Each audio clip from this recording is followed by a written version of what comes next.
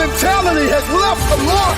Shout out to the NBA legend, Kobe, and your daughter, Gigi. From Tom Brady to Drew Bledsoe. Rain, sleet, or snow, I grind.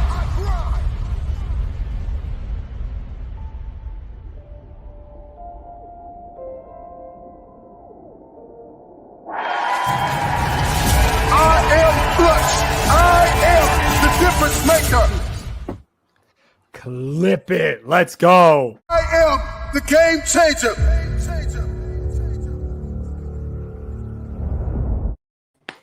Thank you guys for joining us for another episode of the Game Changers live on the Right Way Sports Network's YouTube channel. I'm your host, CEO of the Right Way Sports Network, Malik Wright, joined with my co-host as always. Got Aidan. What's going on, Aidan? How we doing? Doing well. I'm doing great. I didn't get to join last week because Massachusetts had a power outage, but now I'm back. I'm ready to go. I'm excited. Excuses, Right. more excuses, right? Doesn't matter if it's hell or high water. You show I'm kidding. Keeping it going. We've got Dash. How's it going, brother? Going phenomenal. Having a good day. Sunny, beautiful out here in Southern California, so can't complain. I hear you on that, my man. And we've got Cody. Cody, what's going on, my man? Apparently some audio issues on my end, but we are back. We're live. We're feeling good. Technology has just not been my friend today, but I'm glad we get to talk sports. Oh, dude. Old. Bro, work was tough. Yeah. Tough today. Right. But the sports world was good. So sports world, the sports world gave us a lot to talk about today too, guys. As well. True. But before we jump into that, make sure you guys follow us on all our social media platforms: TWSN, Facebook, Instagram, Twitter. Subscribe to the TWSN Patreon, and guys, we got a new website coming out in a couple of days too. So we're pretty excited about that. Pretty revved up about that. I'm excited about it, and you guys should be as well, because it should be easier for you guys to navigate. But guys, with that being said, we want to jump right into some of the action we've got going on. UFC 268 is coming up, where we have Kamaru Usman, Colby Covington rematch.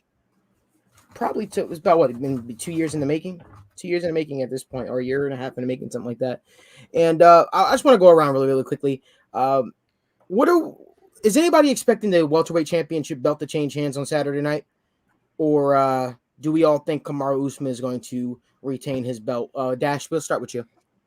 Yeah, I got Kamaru Usman in this one. I think he's just a much better fighter than the last time they fought. Mm-hmm. I don't if anybody got the chance to read Michael Daly's article breaking this stuff down, learned a lot there. But no, he changed camps, went to a more striking focused camp, and I think that's going to pay big dividends for him against Covington, who is going to just fall, I think, in probably round 3 or 4.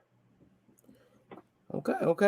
Cody, what are your thoughts? You usually have a different opinion. Like the whole crew said Deontay Wilder, you said Tyson Fury. So let's hear what Mystic Cody has to say here with the picture. Yeah, I'm going to be honest. I'm on Usman's side as well. I don't like being different. I like being correct, and I think that is the correct pick. I don't know if it finishes as early as round 3 like Dash is predicting. I like a round 4, 5. I like it to go a little bit longer, but that being said, I still think Usman brings it home. And Aidan. Yeah, the last big fight we predicted, I went against the tide. I said Wilder would finally pull out with the win, and Fury just kept the streak going. So I'm going to go with Usman, Kamaru Usman, to keep his streak going here. And I'm just going to bet with the winner this time. And Michael Daly did have a great article on that, so I'd definitely check that out as well. So here's the thing, guys. People have been asking me so far, who do I have winning this fight? And I've been very mum, very, very quiet. I haven't said much. I want to start off by saying I do not particularly care for either guy too much. Certainly don't care for Colby Covington. And it doesn't matter because I think the future welterweight champion is not either. I mean, either of these guys. Whoever holds the belt is not going to hold the belt too much longer, because this guy by the name of Boris Khamzat Chimaev, who I believe will be the welterweight champion before the year 2022 ends. So I believe that. I don't care if it's both of those guys he's got to fight or one of the guys he's going to fight. He's going to destroy either one of them. But with that being said, don't sleep on Colby Covington. Do not sleep on Colby Covington. Colby Covington was Kamaru Usman's hardest fight that he's had his entire, since he's been in the UFC, and to be completely honest with you, since he's been the UFC champion. There were judges that had Colby Covington winning that fight going into the 5th round. I mean, was it the 5th round or was it a 4th round? 4th round. Right? Yeah, I think it was I 5th think it was round 4th round. TKO. 5th round, right? Yeah. There were judges that had Colby Covington winning that fight. Colby Covington has, in my opinion, has better cardio than Kamaru Usman.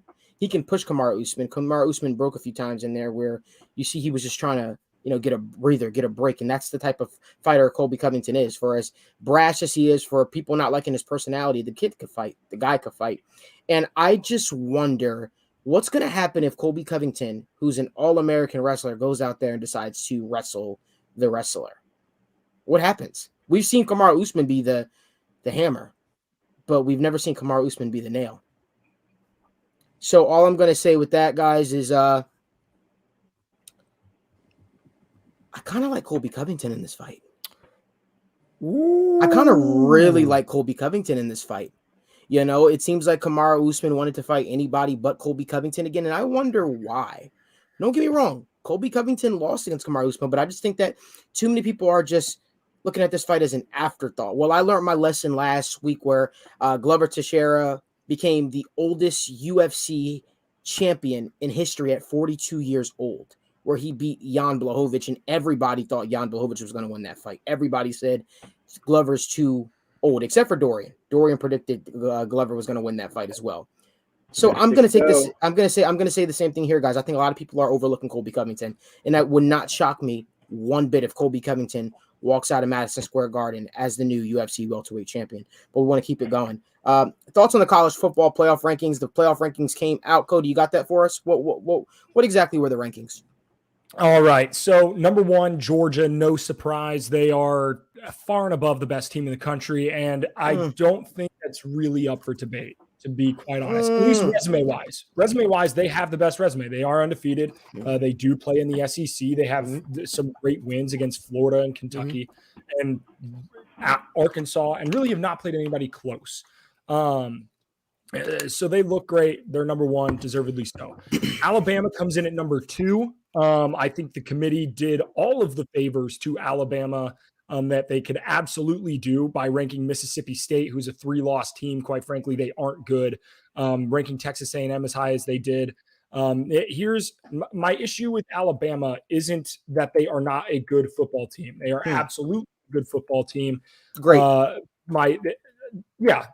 do I think they're one of the top 4 teams in the country? I absolutely do. I agree. The issue I have with Alabama is outside of their win over Mississippi State and their win over Mississippi, right, who are the 2 teams that the committee ranked, which, quite frankly, I do not think Ole Miss is that good.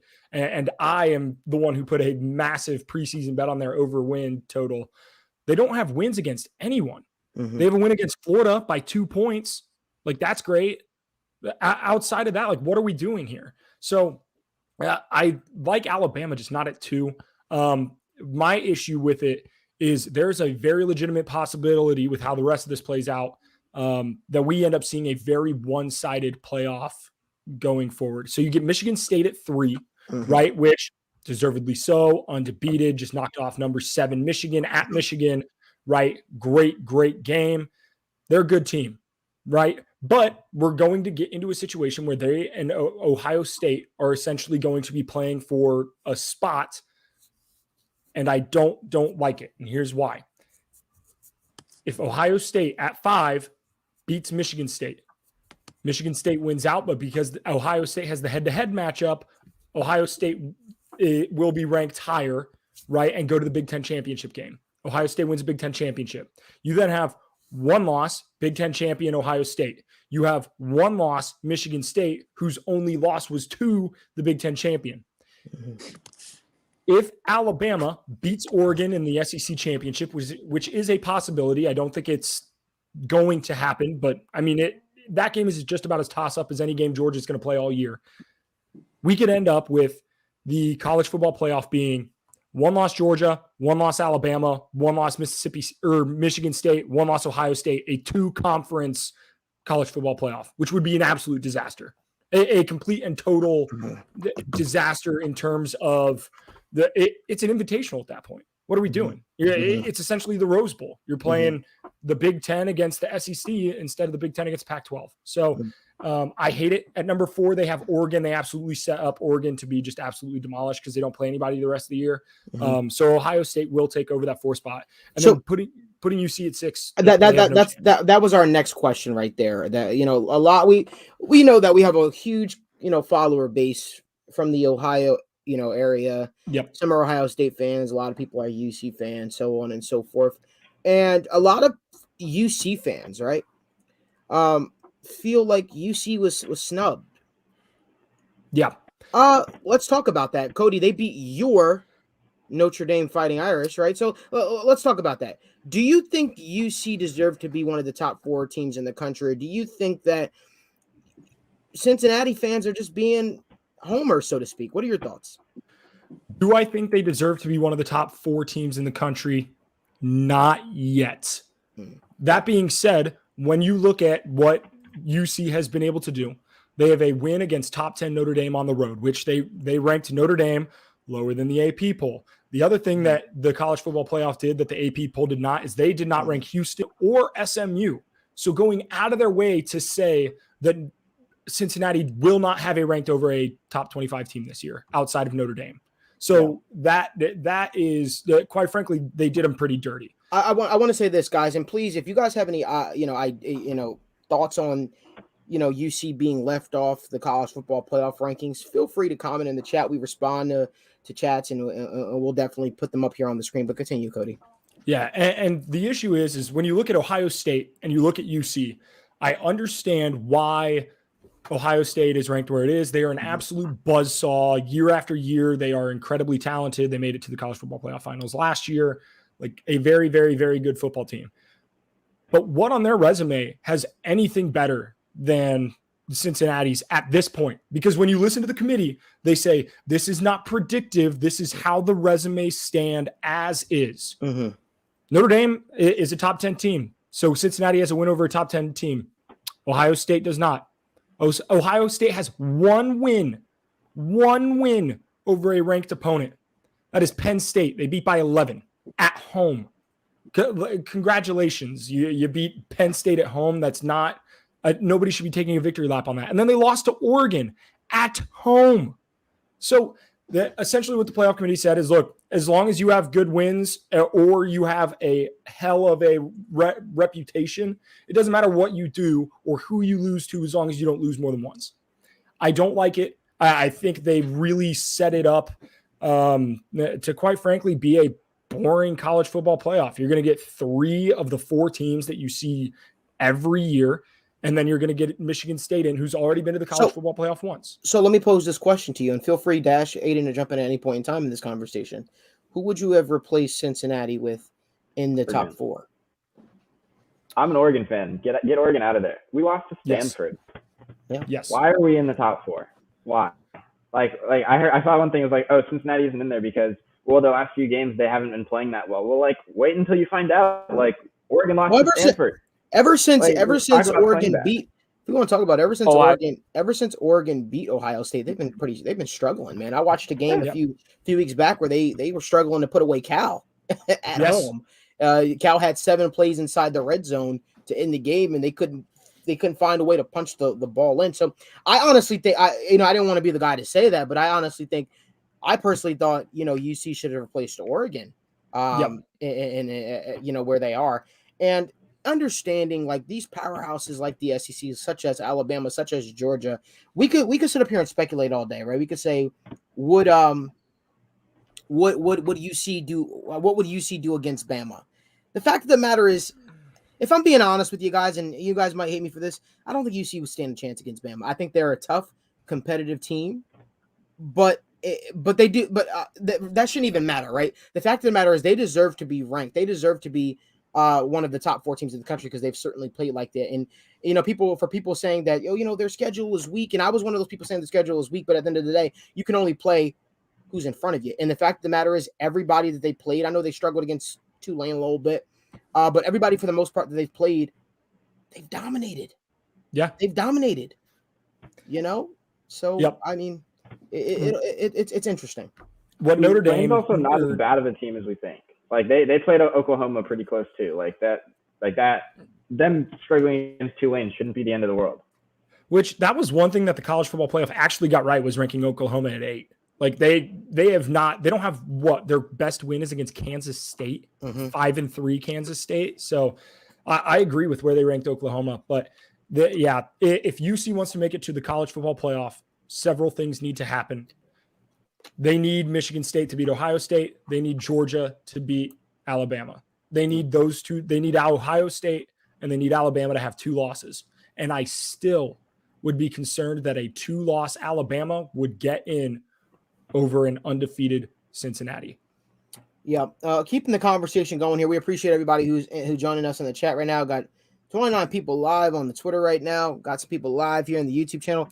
Feel free to drop some comments, drop your thoughts, ask any questions. We'll answer it. We love and appreciate the support, but keeping it going, guys. Moving it over to the NFL. Derrick Henry, the Titans seem to have lost Derrick Henry indefinitely to a foot injury. Let's talk about it. Can the Titans rebound? Can the Titans have a competent, a potent offense without Derrick Henry? And do we still take the Tennessee Titans offense serious without Derrick Henry? You know, got Julio Jones dealing with the hamstring injuries. A.J. Brown returned to the lineup a few weeks back. And to Aidan's credit, A.J. Brown's been playing his tail off lately. But Aidan, you've been kind of quiet over there, my man. We want to let you start this one off. How do the Titans, or can the Titans rebound from Derrick Henry's loss, which seems like it could be season? Can they? Yeah, I think they could, because running back, we have to remember, this is still a replaceable position. We all call it, it's replaceable, and I agree with that. At the same time, though, Derrick Henry is a different breed. A lot of people want to make the argument he is the best. Obviously, he's the best running back in the league, but he's one of those few running backs that's just irreplaceable. His value is just because he's so good. They relied on him. He's averaging over 27 touches per game. He was on pace to shatter the record. I believe it was 415 attempts in a season. He was on pace for 465. They were relying on him heavily, and he was really opening up the entire offense. Now, without Derrick Henry, and who knows what's going on with Julio Jones, there's only really one threat in this offense, and it's A.J. Brown. So defenses are now able to pay a lot more attention to Brown. You're able to key on him, and now you're forcing guys like Jeremy McNichols, Josh Reynolds, Westbrook-Ikhine to make these sort of plays that I don't know if they're capable of doing. And, you're talking about their flow of the offense. This is a team that really likes to run the ball. If they can't establish that, the passing attack may become less efficient now. And now the defense, there's more stress on that defense to get some stops, and I don't know if I trust them to do it. Luckily, they're in a poor division. They've got a good cushion right now, especially after beating Indy last week. So I still think they can win this division, but the Colts will put up a fight. And at the end of the day, look, Tennessee could make the playoffs, could win a game, but the Derrick Henry loss is a big one. You think the Derrick Henry loss is a big one? I mean, I understand a lot of people have been saying that. A lot of people have been saying that, been writing them off, so to speak. Some people like myself weren't really too high on the Tennessee Titans to begin the season, but I think you're forgetting, man. They just added a dog. They added a beast, a guy that's going to absolutely replace. They added him. You know what I mean? They added Adrian Henry. They added Adrian Henry, man. It's somebody cute with the Photoshop. You know what I'm saying? So we're here, whatever with it. No, but that was good. Damn, I said that was perfect. But no, in all seriousness, I don't know what to make of this. What the Tennessee Titans lost, but we'd be sitting up here. We'd be remiss to simply write it off as if it's not huge. It is huge. Come on now, Derrick Henry was the engine of that offense. And he's not like your prototypical running back, right? We're not just asking, replace their production. No, Derrick Henry's a freak. Derrick Henry can take a ball, and run 75 yards on you if you let him. He can wear an entire defense now. So I like your comment, Adrian Henry or Derrick Peterson. I love that. Dash, what are your thoughts on this, my man? I agree. I think it's pretty huge. Before the season, I made a video on the Titans, and it wasn't the kindest to them. I didn't see the season going super well, and I think after this point, it won't go super well. I think that this offense is predicated on the run and missing your elite threat in the run. Derrick Henry is the best running back in the league. That can't be understated. He is far and away. He has basically as many yards after contact as every other running back in the league has, just period. That is crazy. right? And so I think while the passing numbers for Tannehill and the receivers might actually go up because they're just going to be passing the ball a lot more, I think their effectiveness of the pass game is going to be worse. Exactly. I think that it's such a play action built offense, and missing that is going to force Tannehill to make plays that he was being forced to make in Miami, and that didn't go super well, I think. So I think this is going to be huge for the Titans. And while I do think that they could still win the division because of how just awful their division is this year, I don't think they really stand a chance in the playoffs. So. Yeah, I would say it's much more intimidating to see Derrick Henry in the backfield versus Adrian Peterson and at this stage of his career. Maybe there was a time, maybe 2008, where Adrian Peterson was an absolute freak and you were scared to go against AP. Who, shout out to him, man. He literally kept that Minnesota Vikings franchise afloat. If it wasn't for AP, would Minnesota even still have a franchise in Minnesota? They would still have a franchise, but I don't know if they'd be they could have gone with the collapse of the dome. Oh, wow. Yikes. That dome could have spelled the end for Minnesota with no AP. That's all I'm saying. Yeah. No, for sure. Cody, did you have anything you want to add on that? Yeah, I think we hit the Titans on the head there pretty well, but I am excited for Adrian Peterson to be back in the league. He's only, I think, 450 yards away from passing Barry Sanders to be fourth all time. Let's go. Which incredible how crazy this man's career is. And then I think he's about he's 6 touchdowns away from passing Marcus Allen to be third all time in rushing touchdowns. So I'll be excited to see him hit those numbers. He absolutely should, but man, it's good to have Adrian Peterson back in football. I'm excited to have it. In my honest opinion, I mean, I'll probably have to change it a few years from now, but Adrian Peterson growing up for me is in my opinion, the greatest running back I've ever seen. And I mean that. I've seen this guy take a pass 2 yards and literally just jet. He was an absolute beast. But I think Derrick Henry, when it's all said and done, might have us, claim to that title. The guy would be right. I mean, 2,000 yards. I mean, it's insane. But guys, we want to keep it going. We're going to move to some of our biggest takeaways from week 8. And I want to start off with me first, actually. I know usually I've been letting you talk, but I want to address the elephant in the room. Oh, man. Where do I start? I still have a bad taste in my mouth, guys, to be completely honest with you. I got to be honest with you. I have a bad taste in my mouth. And I have a bad taste in my mouth because, as many of you know, I am a Cincinnati Bengals guy. I can't fathom losing to the New York Football Jets. I understand any given Sunday, and I even said it. But are you serious? Like, to have that type of a meltdown for me was huge. Was huge. And then for you to sit pat at free agency deadline and not do anything. It was an eye opener for me. Because this is a guy, I'm a guy who's known for going to bat for the team. And, I've been on record going to bat for the team and, saying, they turned over a new leaf and stuff like that. And yeah, I think they have turned over a new leaf, but you can't come off an emotional high victory, like beating the Baltimore Ravens. Like, we're talking about the difference of you going in to your bye week potentially with 2 losses. Now, the loss that you got is to the Jets. It's to the Jets. And I understand they're not in the playoff picture, so the damage isn't as quote unquote severe, so to speak. But still, Mike White in the New York football, Mike White Flight, whatever his name is, Mike Flight White, whatever his nickname is, in the New York Jets, just absolutely toyed with us. 5 straight possessions scoring. So, for me, it's going to take a lot of convincing for me because, like, I'm the same guy that went on record saying, hey, the Tennessee Titans, I can't take them serious as a football team this season as true contenders because you're losing to the Jets. And I have to say this, unfortunately, I have to say the same thing about the Bengals right now. I'm absolutely disgusted with that loss because it was so avoidable. It was so avoidable. You had an 11-point lead in the fourth quarter, and you absolutely just fumbled it away. So I know it sounds like I'm being harsh right now, and I know people are like, "Oh, boo!" But I gotta call it what it is, guys. I gotta be real. That's a disgusting loss. Yep. That's a disgusting loss to have on your record. Hell, I could have took something else. I probably even could take the Lions, maybe. At least they got Jared Goff, right?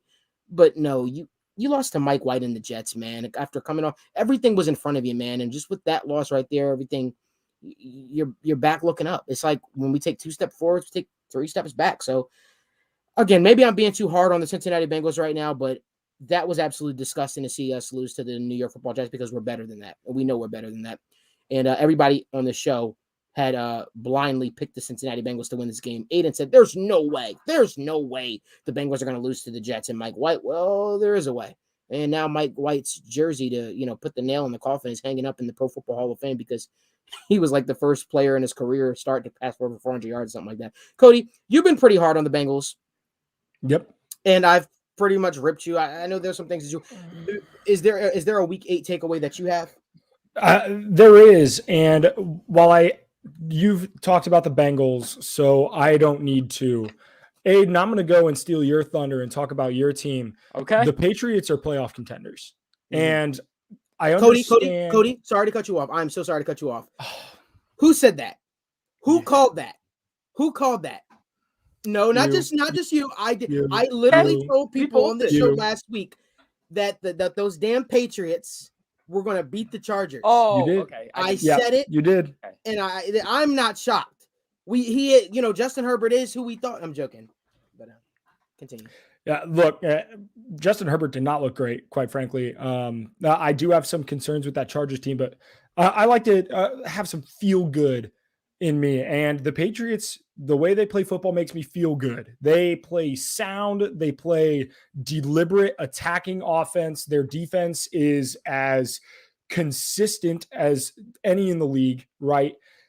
Matthew Judon has been a absolute stud for them. I hate his sleeves. Don't know what's going on with those, but he has been an absolute stud. The Patriots have looked good. And at 4-4, sitting in with how this AFC playoff push is looking, they absolutely have a chance to make a wild card spot. And there is no coach that I would rather not go against than Bill Belichick. So it's going to be interesting watching them push down the stretch. They already have in my opinion, their 3 easiest games of the year already played in the New York Jets twice and the Houston Texans once.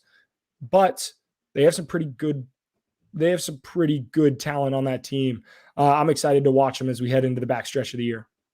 Yeah, I'm excited about the Patriots because I literally said they are looking more and more like the Patriots of old. Yep. Jones isn't doing anything amazing either. He's just executing the offense. This is his worst game of the season. Yeah. And he's just executing the offense. And, a lot of people wanted to write the Patriots off. Oh, no. I was talking to some guy today when I was getting my car washed. He's like, oh, the Patriots are done. I looked at him. I said, oh, did you not watch football on Sunday? He's like, oh, yeah, but they're nothing without Tom.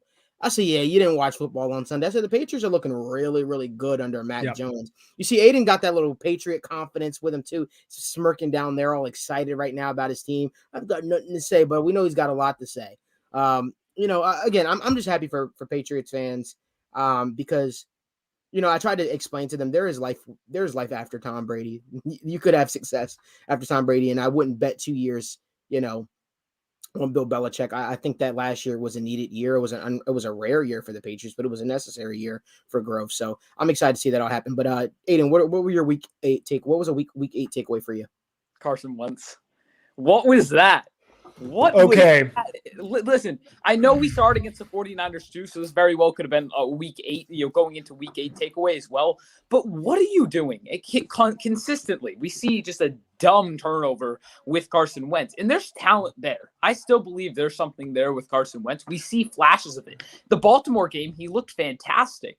But then you just get the dumb decision out of nowhere, and it's costing the Colts games. They very well could have easily won that game. I know it ended up going to overtime anyway, but it's turnovers like that are the differences between wins and losses. And the Colts are 3-5 right now. They can't afford to lose too many more games as the second half continues because Carson Wentz is throwing dumb interceptions. I'm sorry. There's still talent there, but that was just mind-blowing to me. Call me Jake Circus, but I have to go out and defend Carson Wentz here, okay?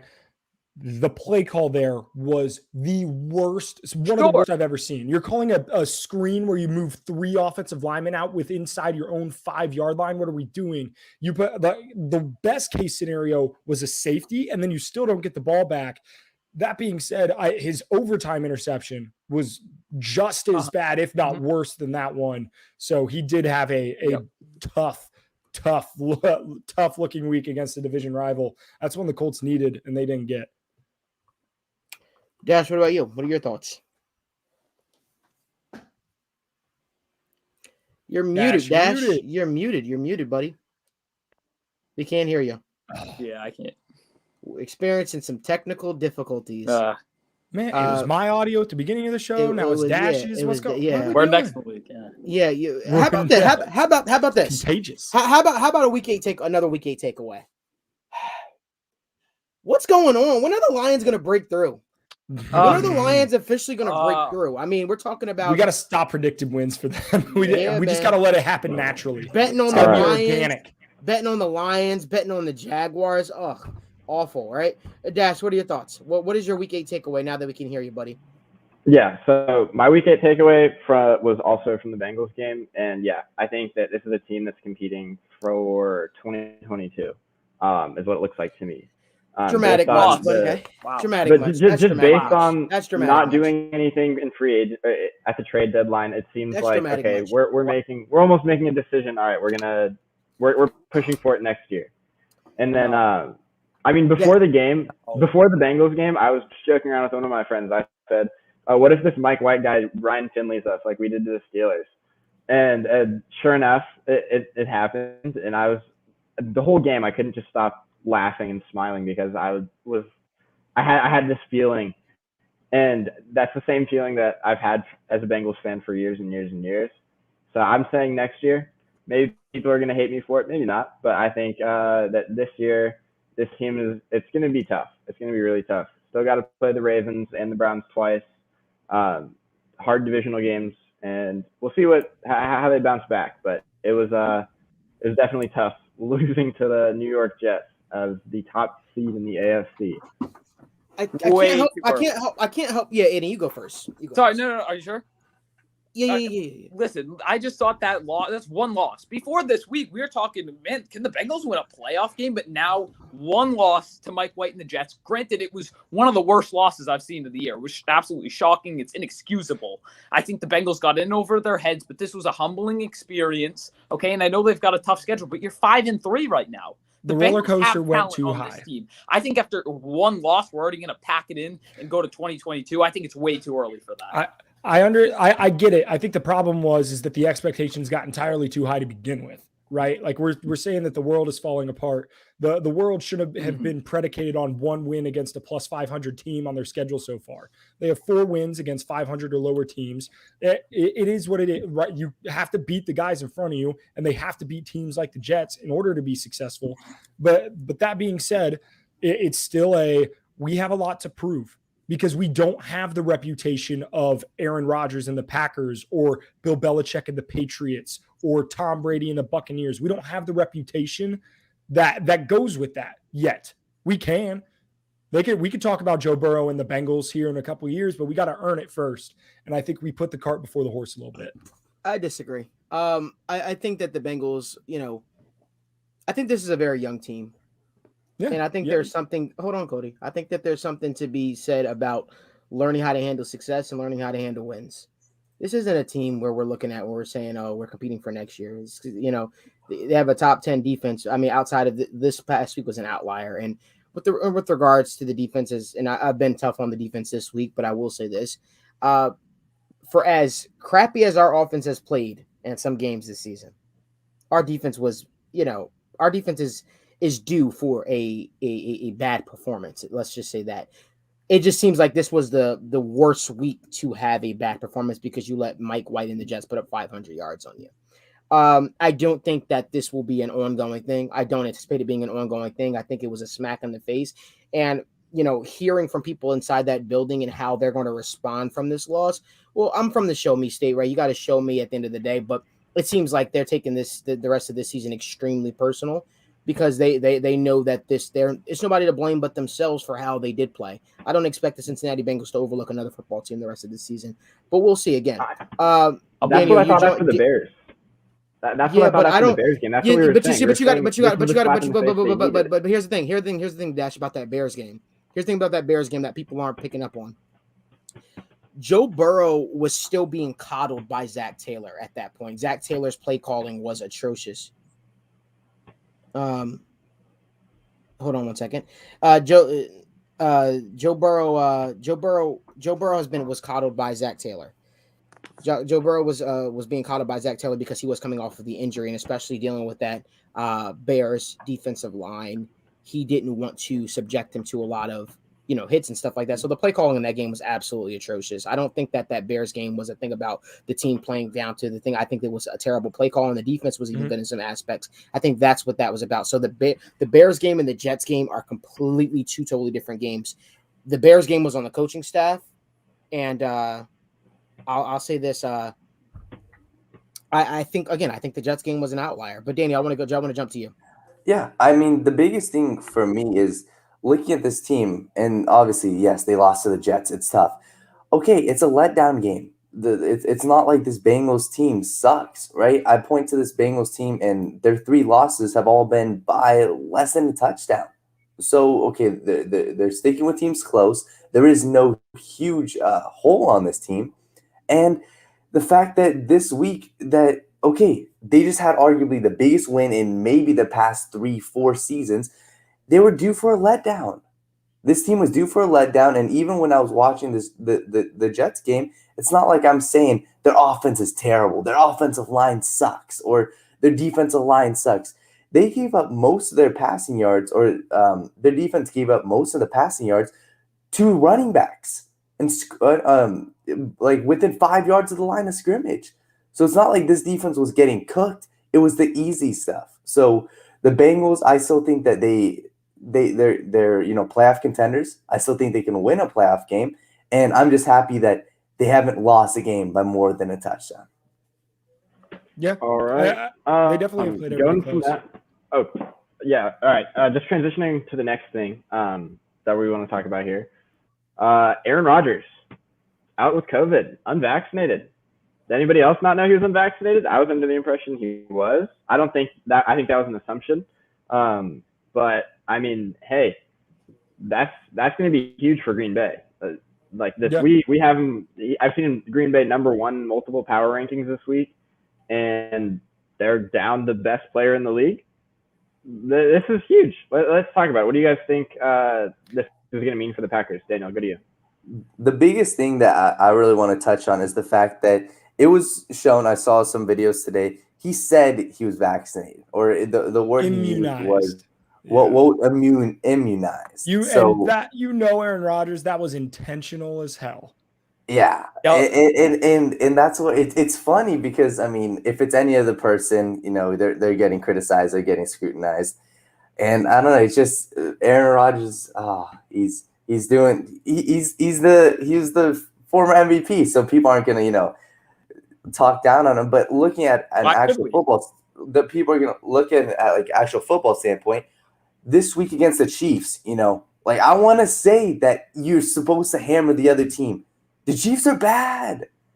The Chiefs are bad, and right now the spread is only 7 points. So I still think Jordan Love can replicate some of the success that Aaron Rodgers has had. So I wouldn't be so shocked to see this Packers team play the Chiefs close this weekend. Yeah, this will be a really telling game for Jordan Love. I think it goes one of two ways. The Chiefs are able to out-scheme him and just confuse him with lots of rotations post-snap and like hidden blitzes, which I could see happening and not going too well for Jordan Love. But if Jordan Love can do the basics, and Matt LaFleur is a great coach, I trust him to make those decisions that are going to be best for Jordan Love going forward. But I mean, it's not Aaron Rodgers, and Aaron Rodgers is the reason that this team has been winning these games, and that's tough. But yeah, Cody, what do you think about this? I mean, obviously, short term tough for the Packers. I mean, it is what it is. He is in line to return prior to their game against the Seahawks the following week. So at least he's only out for one game. They're currently 8.5-point underdogs. I'm sure we'll give our predictions later in the show. But with that being said, if they lose this game and they drop to 7-2 and they're still at the top of the NFC or close to it, I'm not too concerned season long for the Packers. It is what it is. Guys get sick, guys get hurt in the NFL. It's no different than, AJ Brown missing time for food poisoning, or like a guy missing time with a sprained ankle. He's missing a game. Aaron Rodgers, it is what it is. though. I'm not saying that but it's no more important than Aaron Rodgers missing a game with a concussion, or broken rib, or for any other reason. So it is what it is. If you didn't want to get the shot, that's fine. Obviously, like going back, maybe he'd like to get the shot, or who knows? It is what it is. But it does suck that we're going to get to not watch Rodgers versus Mahomes. That would have been an electric game. Tough. I'll dream about that one. This could be big if this ends up being a miraculous Super Bowl matchup, if this Chiefs defense clicks some way. Because, I mean, hey, if the Packers get to see the Chiefs and the Chiefs don't get to see full-strength Packers, Aaron Rodgers is a lot different than Jordan Love when you're playing him. So, just throwing it out there, could be big. But, Aidan, what do you think about this? No, I'm not really. Same thing as Cody. This is just a short-term thing for 1 week. This game, truly is much bigger for the Chiefs than it is the Packers. This is a Chiefs. Oh yeah, they're 4-4. They need wins. They're at home playing Jordan Love, who's never started an NFL game before, or at least a real meaningful one. And to be completely honest, if the Chiefs come out and lose here, it's going to be a bad look. This Packers team without Aaron Rodgers is going to be a bad look.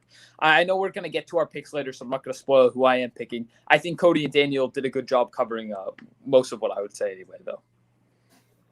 Yeah. Speaking of picks, I think we can everybody getting our NFL week 9. We want to talk the Von Miller trade or no? Oh, absolutely. Yeah, sure. Let's do that first. Let's go Von Miller. Von Miller to the Rams, if everybody didn't know. And they're hardly paying any of his contract. Great for them. Don't know how they always do it, but they're going out there, getting good players and adding a lot. Cody, you want to start? I think this is a great I feel like this rarely happens in the NFL, but this was a great trade for both teams, right? I don't think that Denver was in a position to bring back Von Miller next year, right? So then you have a instance where you're either going to get nothing for the guy in a season where you could say, well, the Broncos are still competitive at 4-4. Are they really? Their 4 wins are against the Jets, the Giants, the Jags, and the Washington football team. So they got something in return for Von Miller, and the Rams got a piece to help them contend for a title on a 1-year rental. He might come back next year, but for now, it's a 1-year rental. I think both teams won this trade. This is what the Bears should have done with Allen Robinson, is trade him away because he's on the franchise tag, get something for him, since you're not going to get anything for him when he inevitably does not return next year. So I think it was a good job by both parties. Biggest blockbuster trade of the trade deadline. Was that the Rams Bears you guys were talking about? Yeah, we're talking about the Von Miller trade. Broncos. Von Miller trade, okay. Yeah. Yeah. I think that was a very good win now move. I do have questions about the Rams' future in terms of their draft picks. It seems like they don't really care too much about their future with draft picks.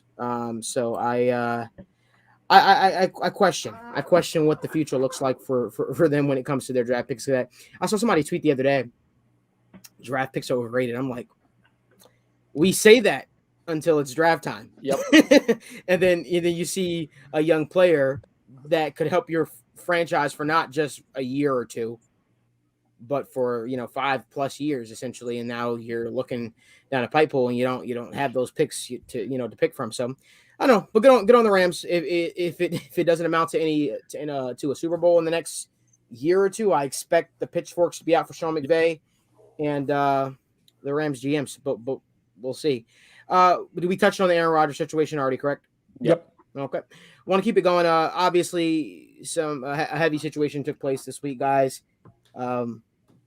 Unfortunate situation. Henry Ruggs was arrested for a DUI, which resulted in the death of a young woman and her dog, and injured his girlfriend and himself in the process. They said that he was driving at a speed of 156 miles per hour. It sucks, right? Because you look at a guy like Henry Ruggs for a second. Well, let's not even talk about football for a minute. It was a selfish act, obviously, by him. It was a selfish act by him that resulted in a young woman losing her life. But on the flip side, you got two families that are forever changed. 2 lives, 4 lives that were drastically changed. And it's tough because, Henry Ruggs, I've never known him to be, a guy, at least even portrayed in the media, for instance, as a guy that gets into too much trouble. So this really came out of left field. Honestly, he was a guy that seemed to be really coming into his own with the Raiders, and he was really becoming that player that they drafted him to be. So this sucks, man. The Raiders released him, and it's just a reminder that you got to make better decisions. You got to make smarter choices, especially in today's day and age. A split decision that you make could forever alter your career, lives, and things of that nature.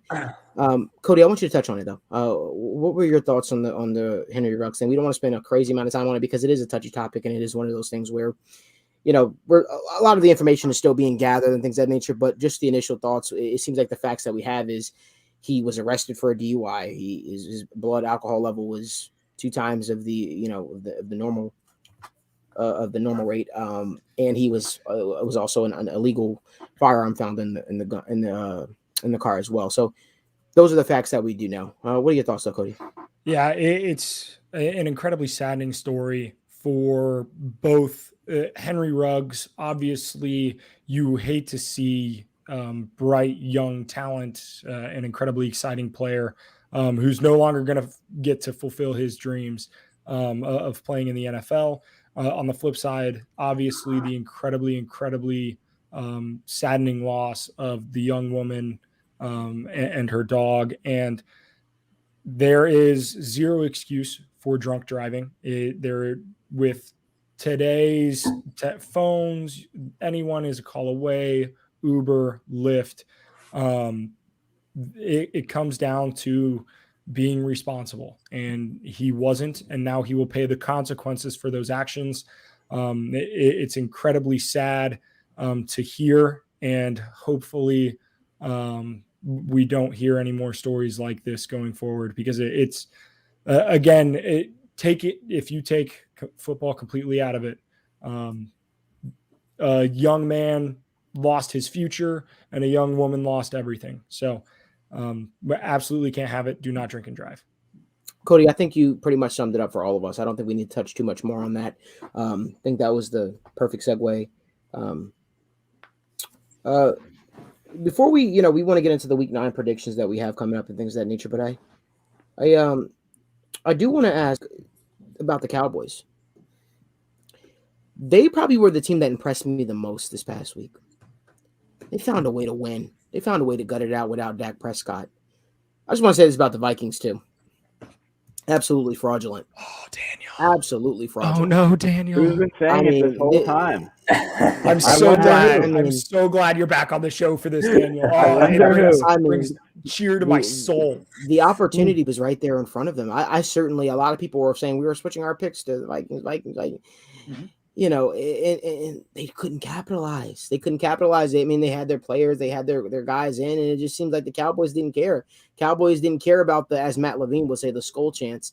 They didn't care about any of that. They went in there and they punched the Vikings in the mouth with Cooper Rush. I don't know. I think that it's time to start putting more and more respect on the Cowboys. And I saw somebody today, one of our guys said, I think the Cowboys are ranked too high. I said, whoa, if anything, they're not ranked high enough. They won on the road, prime time, with Cooper Rush. Yeah, I mean, very impressive win. Right. So in my opinion, guys, a lot of people are talking about the Rams. A lot of people are talking about the Buccaneers. Again, what's that meme? Again, I am asking you. Yeah, right. To please start talking about the Cowboys as serious Super Bowl contenders. I know we're used to the 8-8 Cowboys, over and over again. Well, they can't finish 8-8 anymore, right? With the extra game. That's what did but no, and we're so used to Jason Garrett clapping on this. Long gone from Jason Garrett's Cowboys, right? I'm telling you. I had lunch with a buddy of mine this week, and he's a Cowboys fan. He said, Malik, for the first time for the first time. Derrick, buddy, since you want to be an attention whore, let's talk, buddy. Listen, at the end of the day, the people that we have here at TWSN, they do an amazing job. I'm grateful to have the people that we have here working for us, and I'm pretty sure a lot of them probably could beat you in a debate any day of the week. But if you ever want to step on the show and you ever want to debate with us sports, feel free, my man. I guarantee you'll lose.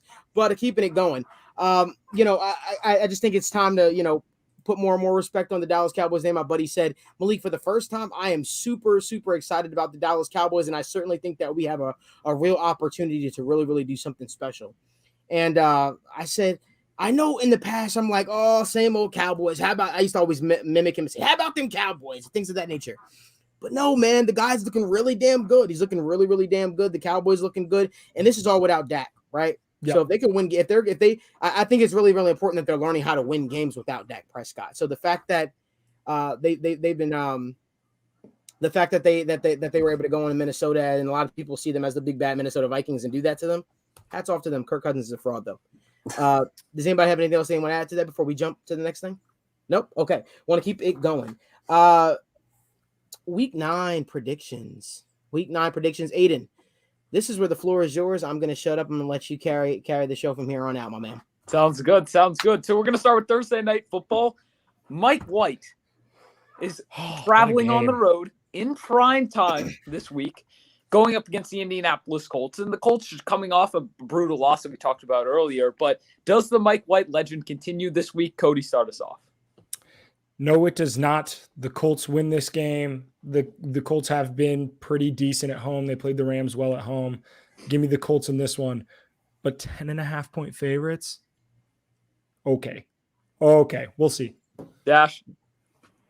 Yeah, I'm not going to say anything about the over-under for the spread, but I'm taking the Colts here. Daniel? Yeah, same thing. 10.5 is a lot of points. I don't think that the Colts are going to be able to capitalize on that. The Jets, they're a gritty team, and Mike White, it seems like they're rallying behind Mike White. So I'm going to take the Colts, but it's closer than 10.5. And Malik? Yep, I'll take the Colts. Agreed. So next we're going to move on to the Raiders traveling cross-country after their bye week to take on the New York Giants here. We'll just go in the same order. Cody, start us off. I like the Giants at home. I think Daniel Jones can pull one out here. I like the Raiders here. I think that it's going to be a hard week in the locker room for sure, but I think that these guys will rally. Yeah, I think the Raiders will win this. A lot of people are going to say, oh, the Henry Ruggs situation is going to weigh down on them. I think so, but they proved that even without a head coach, that they still won their first game. So I'm going to take the Raiders. Listen, this is one of the tougher games to actually predict for me on the week. I think the Raiders, they're due for one of those losses at some point. We see it in the second half every year. The Henry Ruggs situation will certainly weigh down on them a little bit. I'm going to take the Giants at home, but Malik, finish us off here. I correctly predicted every single Giants victory this season, and I'm not going to stop now. The Giants are going to beat the Raiders. Let's go. Yeah, I like it. Okay. Let's go. Yeah, the Giants are going to beat the Raiders at home. Daniel Jones is starting to. No, he's not. No, he's not.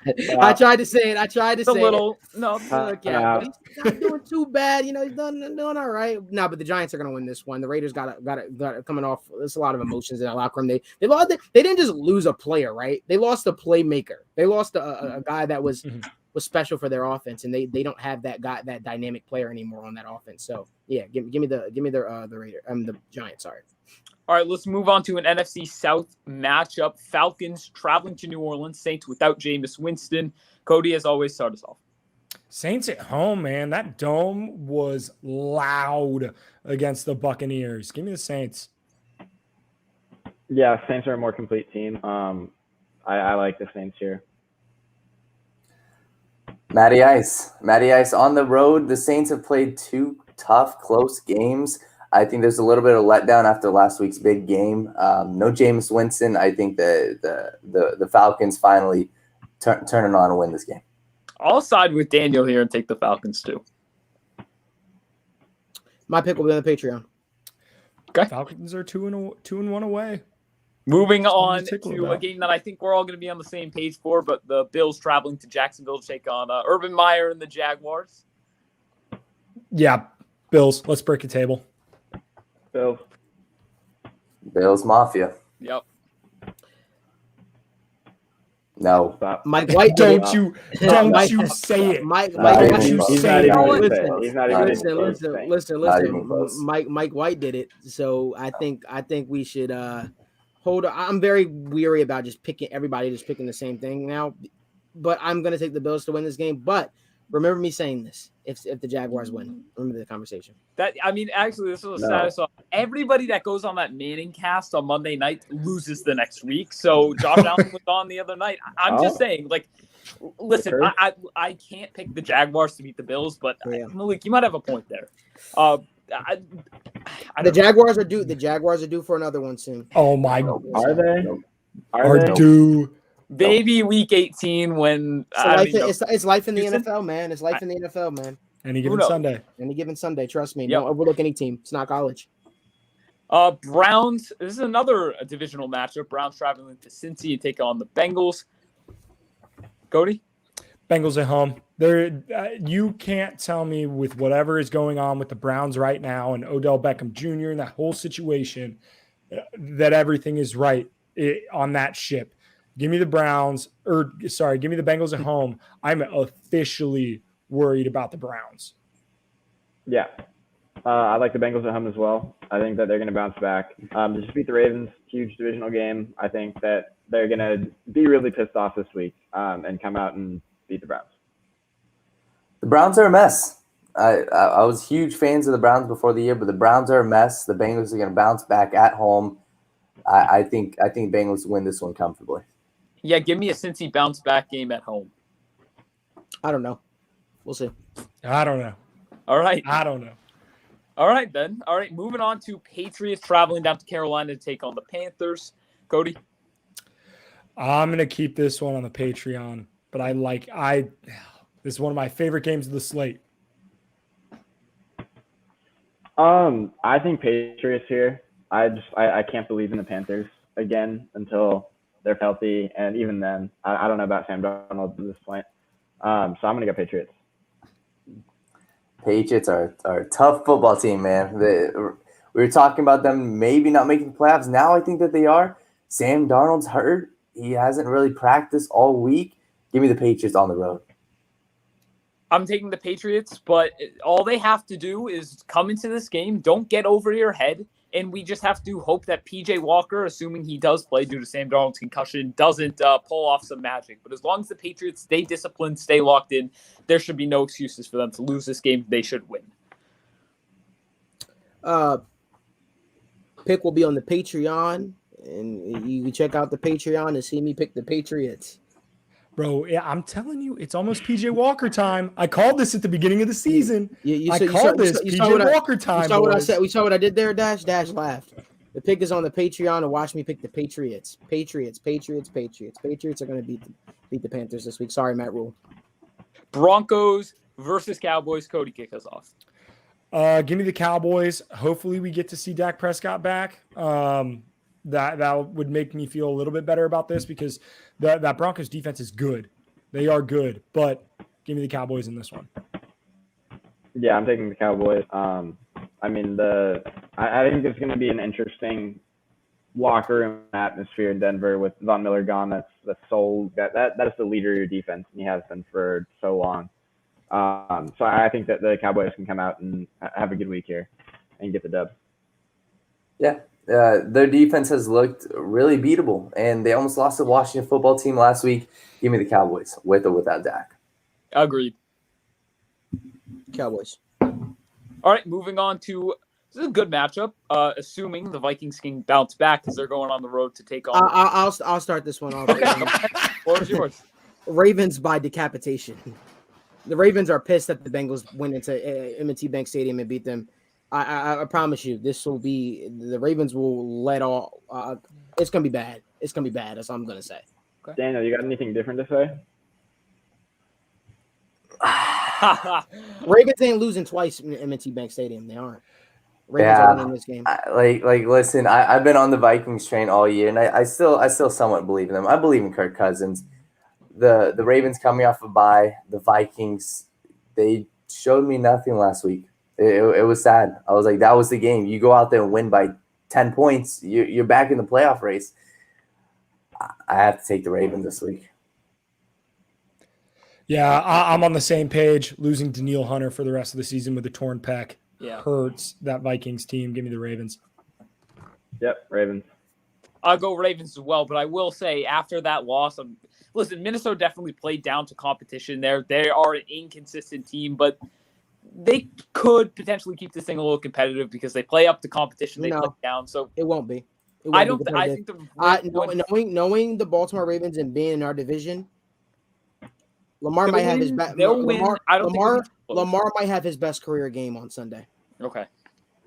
Texans. Okay. It's true. That's what I'm telling you. The Ravens are pissed. They're pissed. All right. Texans traveling to Miami to take on the Dolphins. Cody. I like the Texans if Tyrod Taylor plays. If Tyrod Taylor plays, give me the Texans in this game. I know he's questionable. We're not sure if he's going to be back this week yet or not. But if Tyrod plays, give me the Texans. And even if he doesn't, I still don't hate the Texans. Yeah, I think if Tyrod plays, I like the Texans as well. I think that they've been a tough team, and Miami is inconsistent, and yeah, they're not good. And Tyrod Taylor, Davis Mills don't matter. The Dolphins are going to win this game. Tua Tagovailoa, he looked great 2 weeks ago. Last week against the Bills, they got stuffed. They lost by 14, but I'm confident in their offense going against the Texans defense that can't stop anyone. So give me the Dolphins this one. Yeah, I'm going Dolphins as well. I know they're 1-7, 7-game losing streak, but I think they're going to win a couple more games down the stretch here. I think they're a little better than the record shows, even though they're not a very good football team. Give me Miami at home. Pick us on Patreon. Okay, moving on to Chargers, who are on a 2-game losing skid themselves, taking on an Eagles team that just blew out the Lions last week. Cody, do we see an Eagles upset at home? This is one of my favorite games to bet on the entire slate. It will probably be my play of the week. It's going to be this one will either give it out as a free play later in the week or it'll be on the Patreon. But I love this game. Okay. I got the Chargers. I think that Justin Herbert's going to bounce back. He's been not good last 3 weeks, and I think he's a good quarterback, and I think he's going to turn it around. The line's 1.5. The talent on these two teams isn't comparable. I know where Cody's going with this. Chargers by 7, Chargers by 10. No way this line should be 1.5. Give me the Chargers here. I know the Chargers are coming off 2 bad losses, to put it frank, but I still think this team's legit. I think they're in for a bounce back game this week, and I'm still not bought in on the Eagles. Just because you blew out the Lions doesn't really mean anything to me. Take Chargers pretty easily. Patreon. Okay. Packers at Chiefs, which we touched up on a little bit earlier, but didn't give our picks to. So Cody, who you got? I still like the Packers.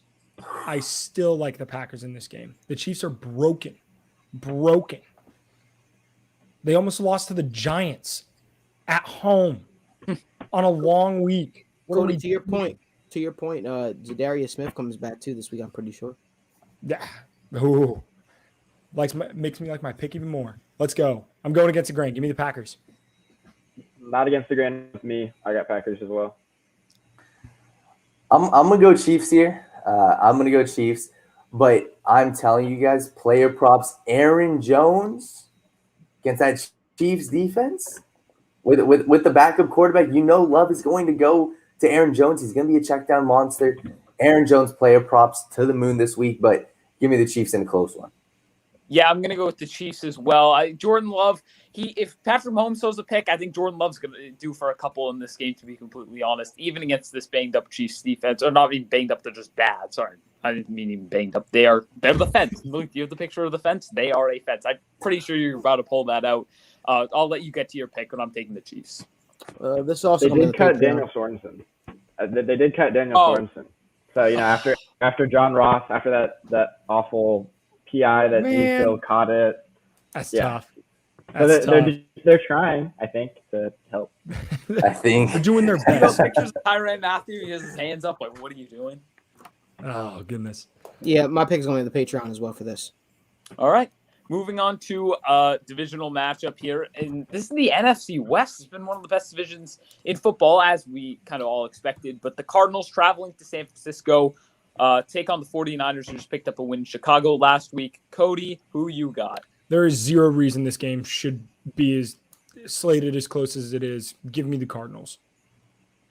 I believe the reason that it is as close is because Kyler Murray is questionable. Yeah. So either way, though, I think Colt McCoy comes in.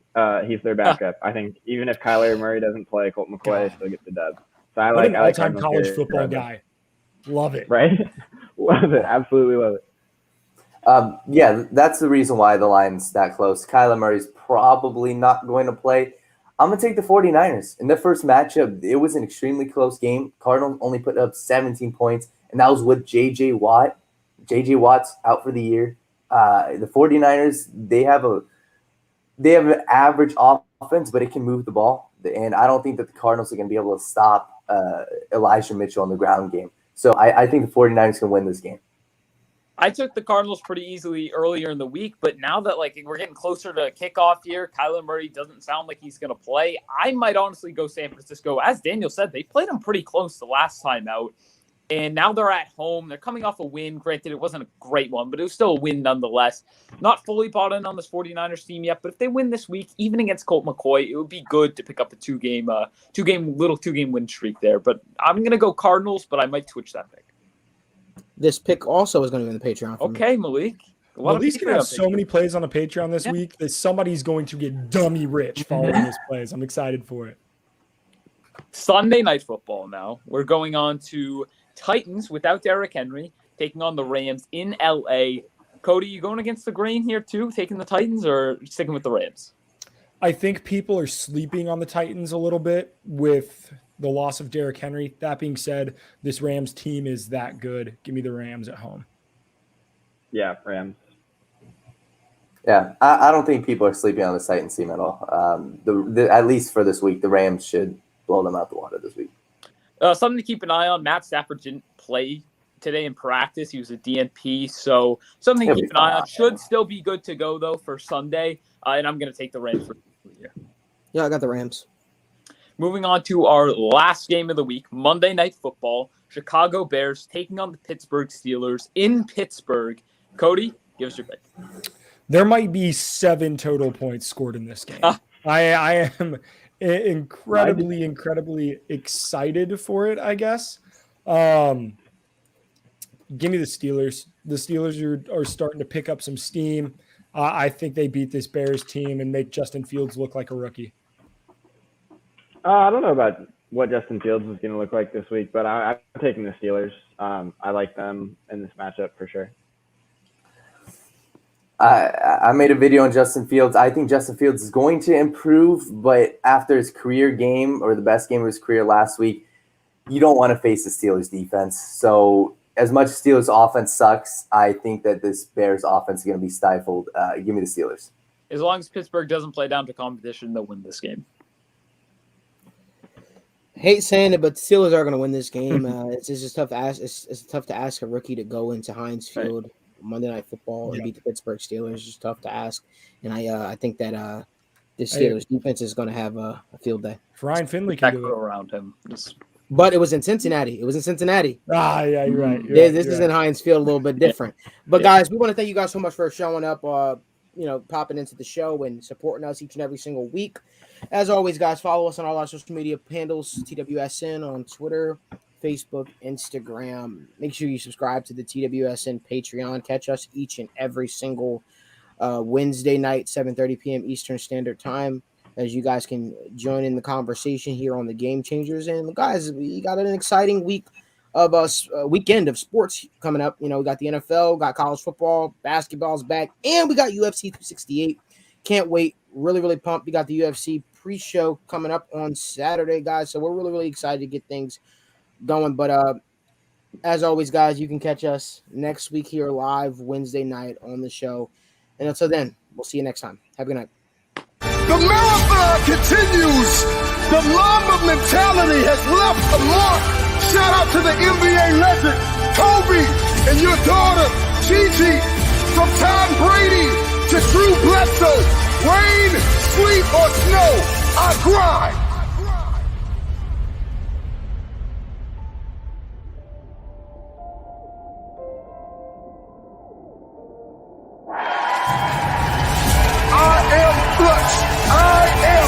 Difference maker.